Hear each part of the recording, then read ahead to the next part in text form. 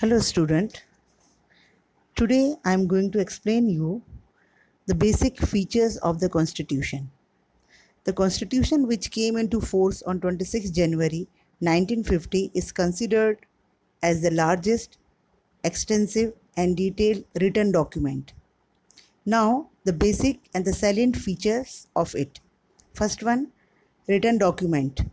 Except Britain and Israel, India along with other nations of the world have their constitution in written form.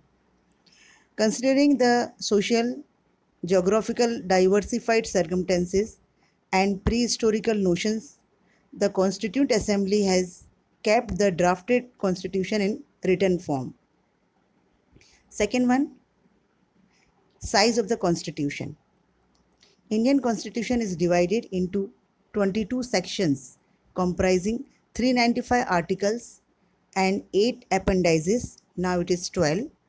The constitution comprises provisions for state administration and states, interrelation, fundamental rights, principle for political policies, judiciary, election commission, government institutions, minorities, scheduled caste and deprived groups.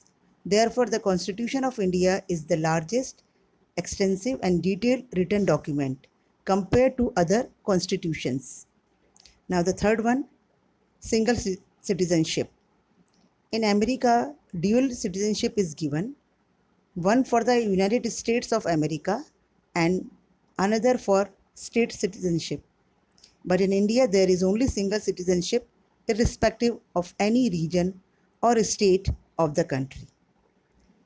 Now, the fourth one, the center with a strong federal structure. India is a union of states. There are two sets of government for the union and the states. However, the central government is deliberately made strong. The states do not have right to secede from the union. The Constitution demarcates the power of the central and the state government into different lists of subjects. The first one, Union List. Union List comprises 97 subject of national importance. Second one, State List. State List comprises 66 subjects. The State List comprises of those important subjects on which the state legislature house can pass laws. And the third one is Concurrent List. In addition to this, the Constitution provides for a third list that is called the Concurrent List. The Concurrent List has 47 subjects. Now, residuary powers. The subjects which are not specifically allotted to union or state are included in residuary powers.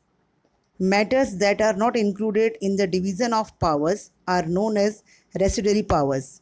The central government is given the power to legislate on these residuary subjects.